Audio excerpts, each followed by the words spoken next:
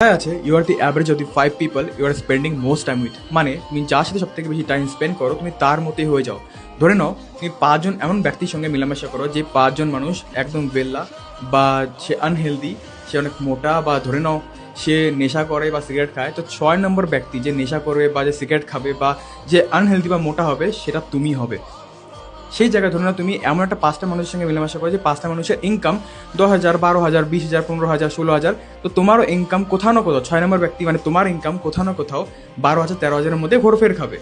আর সেই জায়গায় ধরে নাও তুমি এমন 5টা মানুষের সঙ্গে মেলামেশা করো যে 5টা মানুষ বহুত বেশি হেলদি, তারা হেলথ কনসিয়াস, তারা ডায়েট মেনটেন করে, তাদের বডি খুব ভালো। তো 6 নম্বর হেলদি পার্সন তুমি হবে।